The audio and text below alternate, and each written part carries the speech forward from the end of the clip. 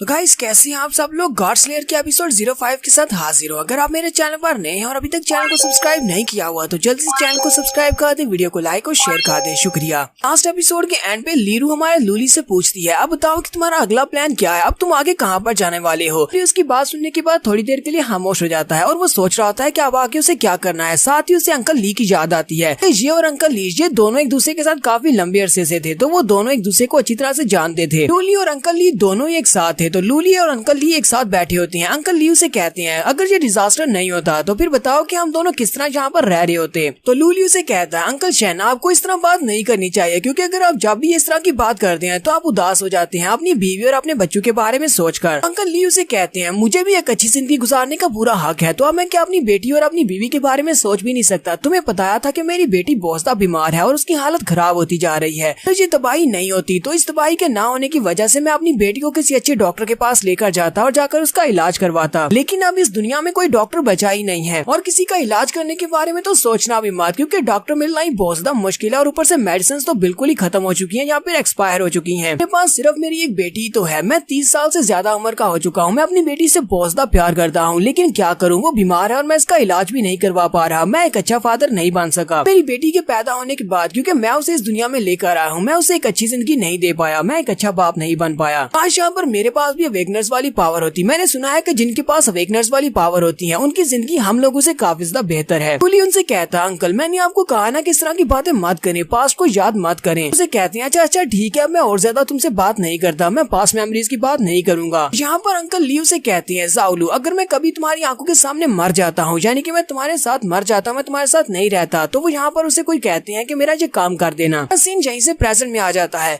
लूली लीरो से कहता है, मैं वो बंदा तो याद होगा, वो बूढ़ा आदमी जो कि वहाँ पर रूम में हमारे साथ था और वो पहले बाहर निकला था, जिसका सर उन बैंडिट्स ने काट दिया था। वो मेरा एक दोस्त था, हम दोनों यहीं पर एपोकलिप्स के दौरान ही मिले थे। हम लोग एक गैदरिंग टीम के साथ थे जहाँ पर बहुत सारे लोग थे। हम लोग उन लोगों के लिए खाना ढूंढने के लिए यहाँ पर आए थे या फिर कोई सामान ढूंढने के लिए आए थे। रिसेंटली यहाँ पर मूव हुए थे, तो उसके बाद बैंडिट्स ने हमें पकड़ लिया और रूम में जाकर बंद कर दिया। अब तो मुझे ये भी नहीं पता कि हम लोग कौन सी जगह पर हैं और हमारा गैदरिंग पॉइंट कहाँ पर चला गया, यानी कि वो सभी लोग जो हमारी टीम में बाकी के लोग थे वो कहाँ पर होंगे। अगर पॉसिबल हुआ तो मेरा अगला प्लान यही है कि मैं उन सभी लोगों को वापस जाकर ढूंढूंगा ताकि मैं उनके साथ वापस जुड़ सकूं। तो यहीं पर हमारा कहानी सुनाने वाला बीच में आता है और हमें बताता है कि गैदरिंग पॉइंट्स क्या होते हैं। सुनाने वाला कहता है, वेस्टलैंड में यानी कि तबाही के बाद जब ये सारी दुनिया एक वेस्टलैंड बन चुकी है, तो यहाँ पर बहुत सारे ऐसे सर्वाइवर्स हैं जो जिंदा रहने के लिए आपस में मिलकर आगे बढ़ते हैं। सभी लोग गैदरिंग पॉइंट्स पर इकट्ठा होते हैं, फिर वो कभी भी एक जगह के ऊपर नहीं रुकते, वो हमेशा एक जगह से दूसरी जगह जाते रहते हैं। जब रिसोर्सेज खत्म होते हैं तो वो एक ट्राइब की तरह, जिस तरह बंजारों का कबीला होता है, वो आगे चले जाते हैं। सभी लोग मिलकर आगे बढ़ते हैं, क्योंकि रास्ते में बहुत सारे खूंखार मॉन्स्टर्स भी हैं जिनसे उनका सामना होता है, उन सभी को भी मारना पड़ता है। जबकि इन गैदरिंग पॉइंट्स में एक स्क्वाड टीम होती है जो कि स्पेशली कलेक्टर्स के नाम से जानी जाती है। वो कलेक्टर्स स्काउट एरिया को भी स्काउट करते हैं और साथ में चीजें भी इकट्ठी करते हैं। उनको ना सिर्फ कलेक्टर्स बल्कि पायनियर्स भी कहा जाता है।